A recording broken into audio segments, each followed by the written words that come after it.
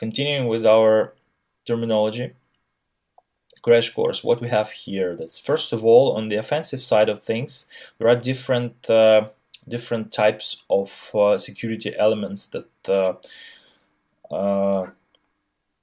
comprise security postures, right? So let's say we have an application, an online banking application, for example. That's a very simple and well understood example. Okay, so for that we have different threats.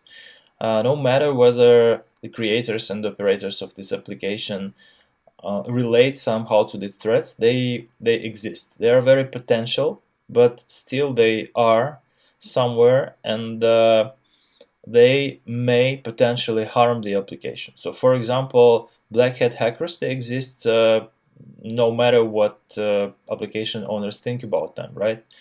And the guys who choose to attack this application, they become threat agents. Okay, so they imply this threat upon the object, upon the application. In order to do that efficiently, they have to find vulnerability. Okay, so if malicious hacking is a threat and malicious hacker, black hat hacker, is the threat agent, he cannot just come and break things. Okay, so he cannot break into a system just because he wants to. He has to find a vulnerability that is related to this threat. For example, existing technical vulnerability in the filtering user input can allow breaking into the backend and dumping the database. Yeah, there is a whole class of web application vulnerabilities, SQL injections, and if the application does not correctly process user input, it can be broken into. Okay, so in this situation, this vulnerability is exploited by the threat agent. Okay, another weakness in an application, another type of weakness, is called flaw, and is different from vulnerability in terms of the level of abstraction, right? So let's say we have a plan, right? We build a plan how to create a secure system, and if we do not, for example, provide an authentication mechanism for a system that does contain sensitive information, confidential or private information, we introduce a flaw. Okay, so at some point we have made a wrong design decision. Yeah, so we just on a principle level did not employ a method for providing system security. But if we have decided to introduce this authentication mechanism, but while implementing it we have introduced a technical error, yeah, so misconfiguration or this lack of user input filtering and protection from putting special characters into user input, we have introduced a vulnerability, and in this way we can create a situation when our authentication process can be completely circumvented, right? Issue is just a fancy way to generalize over flaws and vulnerabilities. So whenever we have something that can decrease security level of a system, we call it issue. It's a very auditor type of word. What is exploit? Exploit, it's either an automated or manual way to take advantage of a vulnerability. Okay, so threat agents use exploits in order to exploit vulnerabilities. That's what happens when they hack things. Okay, so say you are an ethical hacker and you have permission from the system owner to find vulnerabilities and then validate them and then exploit them. Everything what happens can be automated, and in this way you create exploit code. What is attack? Attack is another high-level term that is defined as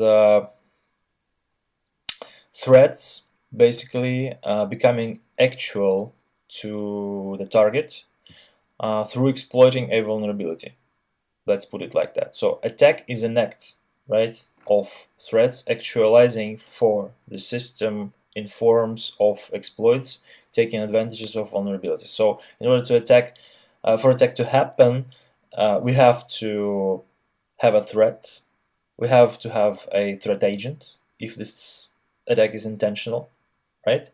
We have to have a vulnerability in the system that is related to this threat, and we have to to either use or not the exploit, because we can automate it, or we can do things manually, which is deemed more professional hacking community. Okay, so what is the risk? The risk is a product of two values. Yeah, so risk is a combined value of probability and impact. We take probability in terms of like actual mathematical probability. That's the value from 0 to 1, which is never 0 or 1, right? And we multiply it with the impact that an actual attack can cause, right? So the effectiveness of a certain threat is measured in this risk value, which is a product of probability and impact.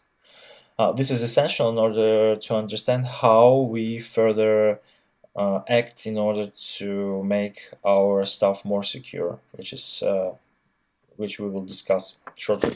Okay, so incident is actually bad things happening to us. So when attack happens or when anything goes wrong in terms of security, we have an incident. So incident is normally indicated by the number, the series of security events, like someone is trying to brute force into the system. We see that in the logs, multiple attempts, multiple failed attempts to authenticate to the system, and then suddenly this all stops, right? And we have from the same source with the same user agent, for example, in the browser, we have a successful login attempt, which is a clear indication of security incident happening right now.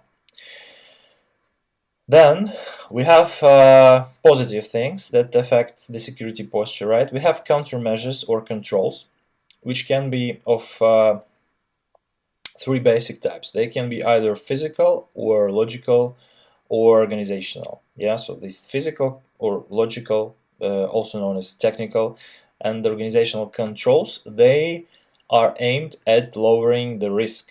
Okay, so they do either decrease the probability of incident happening, or they limit the impact, or they do both to some extent.